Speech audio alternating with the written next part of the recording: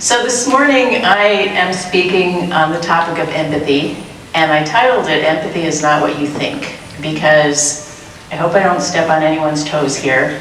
If you have been a part of the metaphysical community for a while, perhaps you know someone, or perhaps you say about yourself that I am an empath.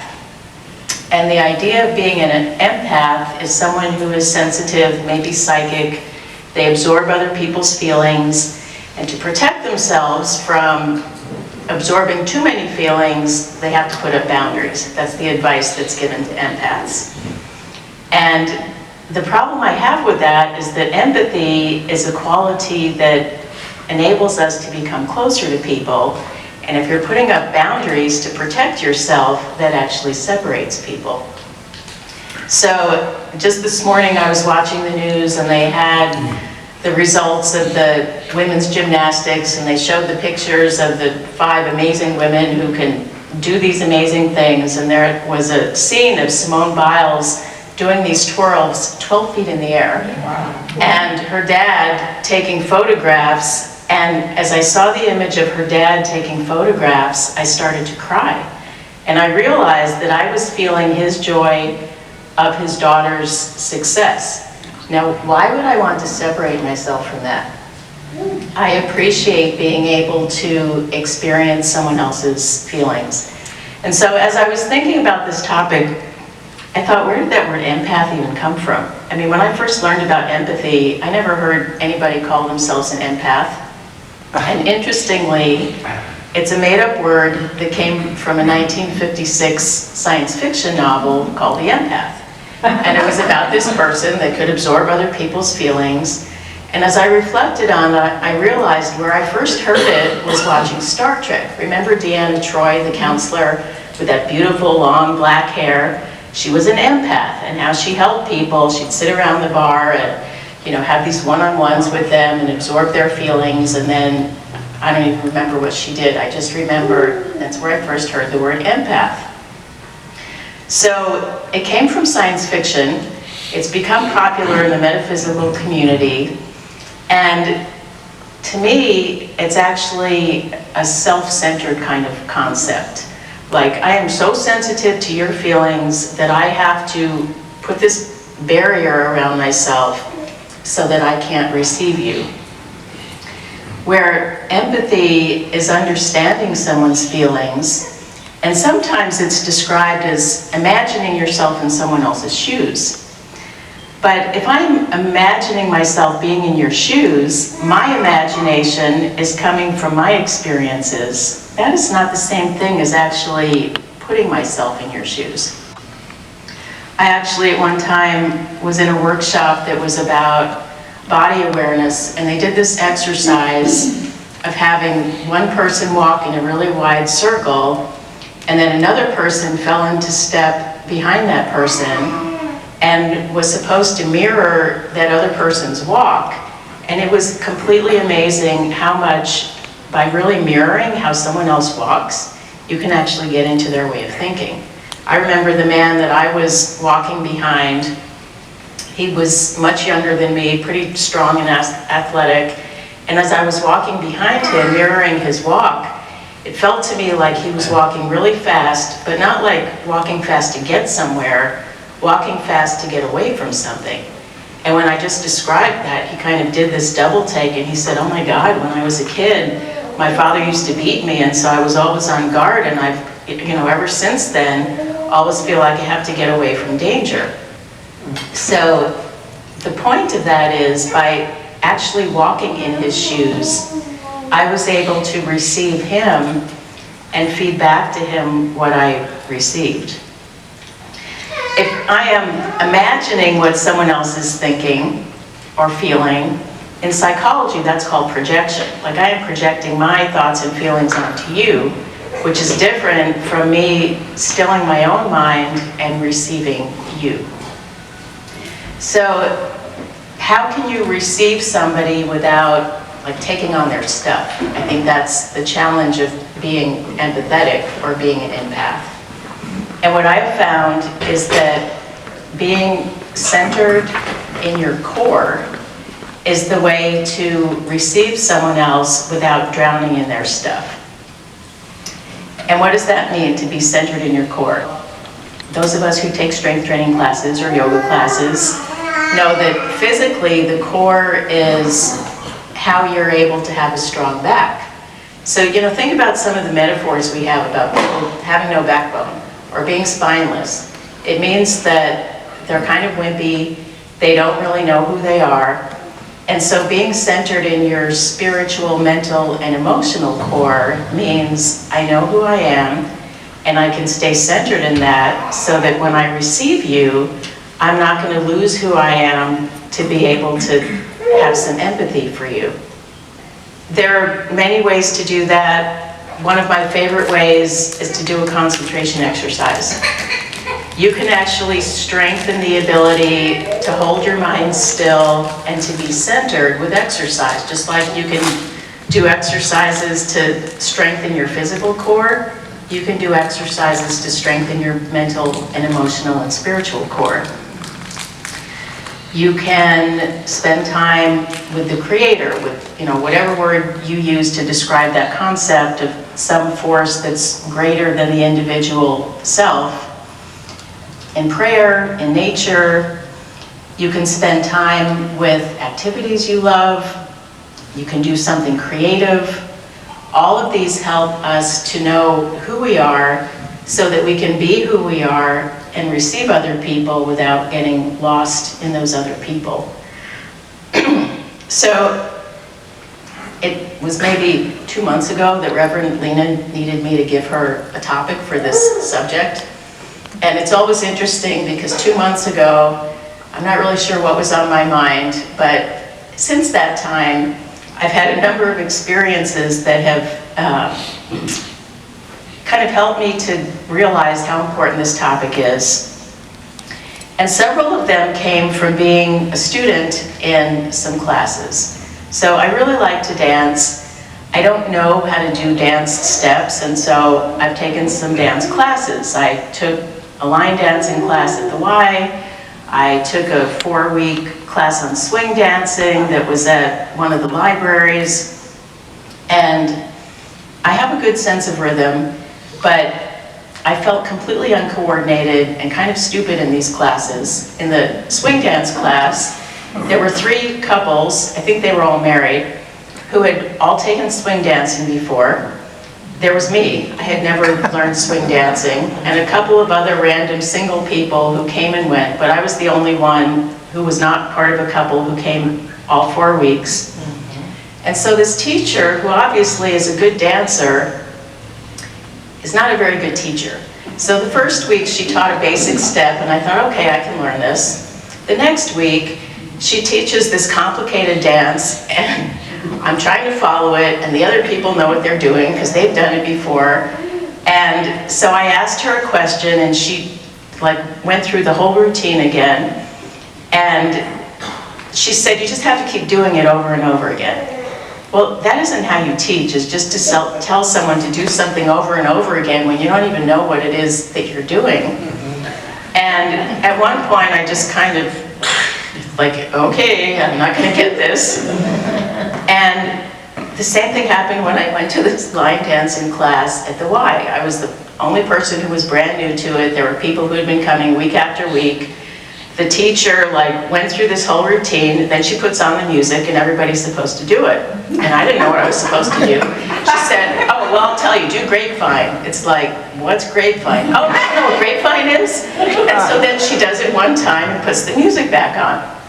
And again, I felt kind of stupid. Now, I have the advantage of knowing I am not stupid. I was a very good student in school. I was valedictorian of my high school class.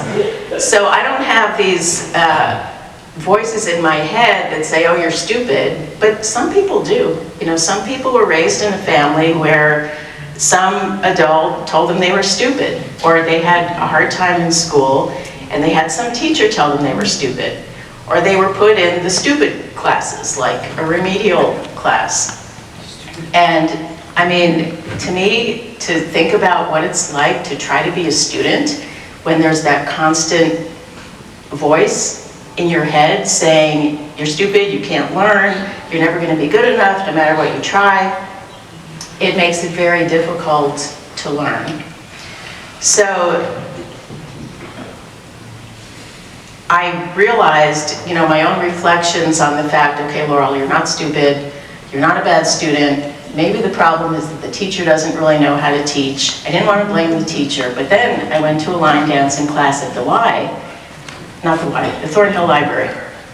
And this teacher is fantastic. I've been to 2 classes she's done. So she teaches one step. She has the students repeat it several different times. Then she goes on to the next step, and before that she says, okay, your right leg is free, so this next step you start with your right leg. She teaches that step. She has everyone do it over and over.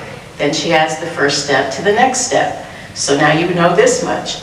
And so she adds on step by step. And the first class I went to, she said, it might seem like I'm spoon feeding you, and I actually am, because I'm here so that you can learn how to dance.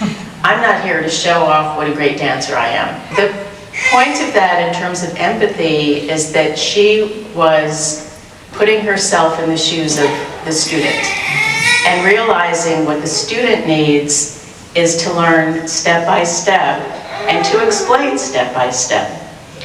And she also at one point said, okay, I'm not going to do this because I want to watch you. And so then she was able to point out if there was somebody who needed something corrected. And, not in a judgmental way, but to show someone, oh, you need to start on this step.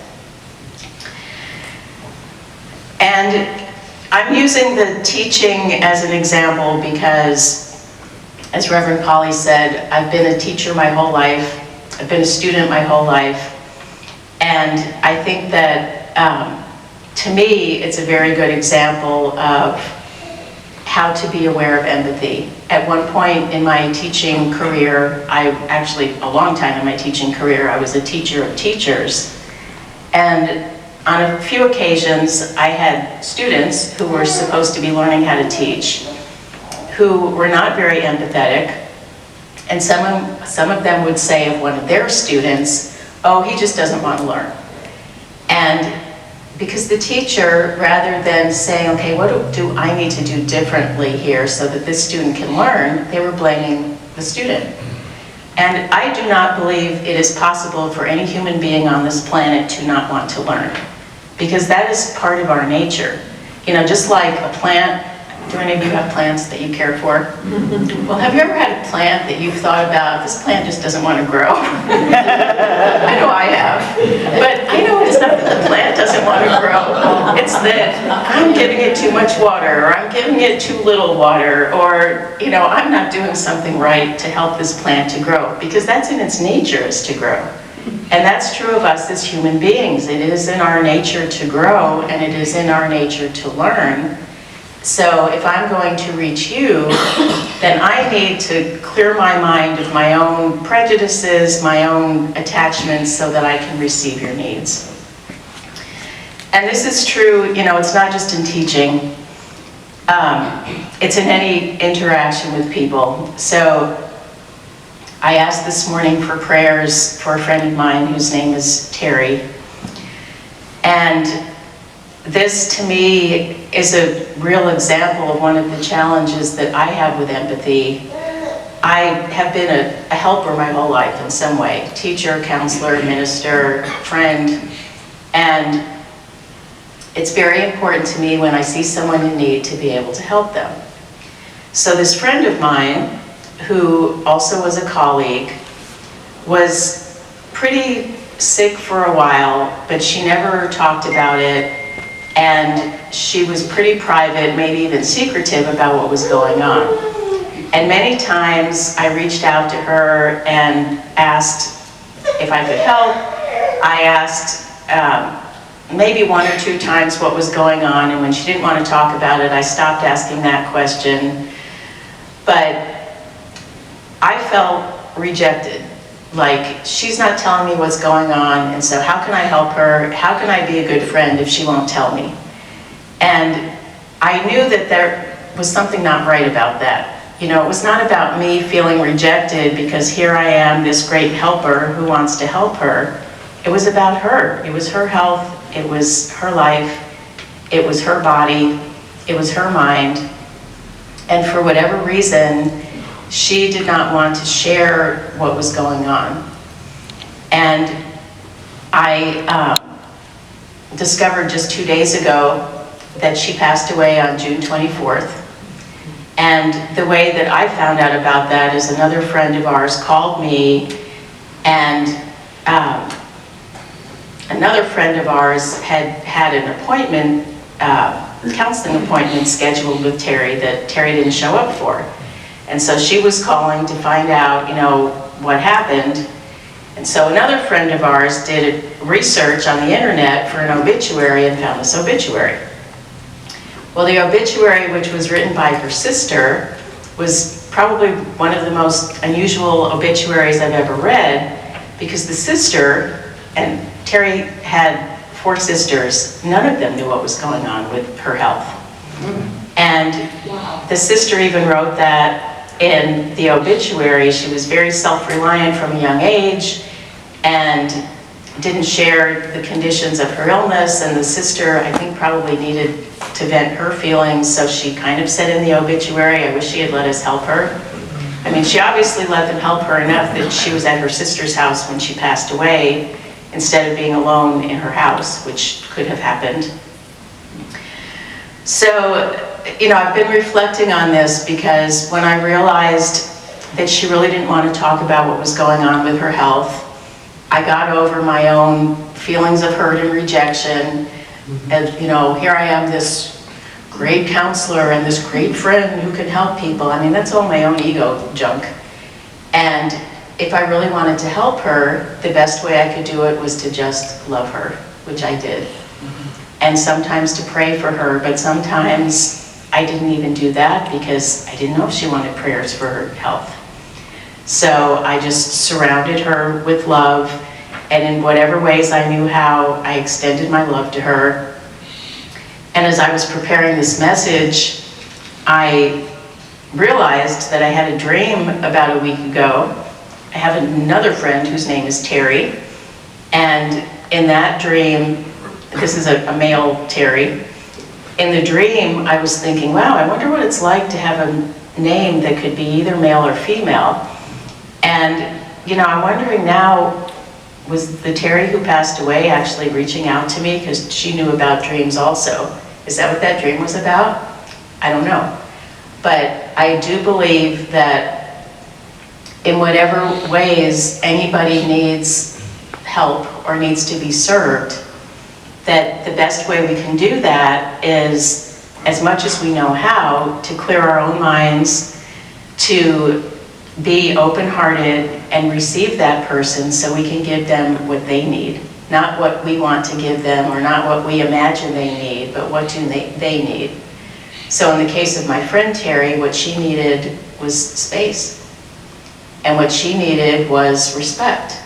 And what she needed was to allow for people to allow her to be who she was. And for whatever reasons, she didn't want to get involved in a bunch of medical tests. I mean, she worked in the medical field, so that might have been part of it. So what I want to offer to you is that if you want to truly be empathetic, the best way that I know how to do that is to practice clearing your mind, to really listen to someone else, you know, not wait for your turn to speak, that's not listening, but really clear your mind so that you can hear what someone else is saying, and if they're not saying words, to receive what they're feeling, in an attempt to help, to, as much as possible, ask open-ended questions.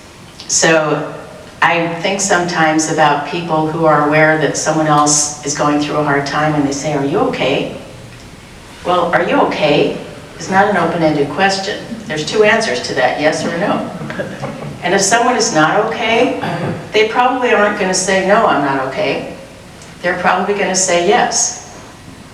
So what about instead asking, truly asking, how are you? Not just, oh, how are you? Fine, I'm good. But really, how are you? Or maybe, how can I help you? So that you're open to whatever that person wants and needs. To be curious. So I know somebody who was born in Iran. She came to this country when she was 9. And I can't even imagine what that would be like, to come from a country that's so different culturally, to come from a language that's so different, not even with the same alphabet. And I remember asking her, how did it feel to move to this country when you were 9? And she just was like a waterfall, pouring out all of what it was like for her. And I realized that very few people had ever asked her that in her life. And she had spent quite a long time trying to be like everyone else, even though she's not. I mean, she grew up in a community where there were a lot of, I don't know if you can still use the word WASP in this culture, white Anglo-Saxon Protestants. A lot of people were blonde. She's got this beautiful dark curly hair. She has definite Semitic features. And so she was an oddball. And she tried to be like other people. So just being able to share what that was like for her to be 9 years old in this completely different culture, it was very healing for her. Sometimes if you have a hard time doing that, like really receiving someone else, it might be helpful to say, if it were me, this is how I would feel. Or if it were me, this is what I would do. Which is not the same thing as saying, oh, you must be feeling this way. Because that opens a door for someone else to say, that's interesting, that was not my experience. And that's the whole point of empathy, is to be able to understand someone, to help them to know that they're understood, and to do that by completely receiving them and completely loving them. Thank you.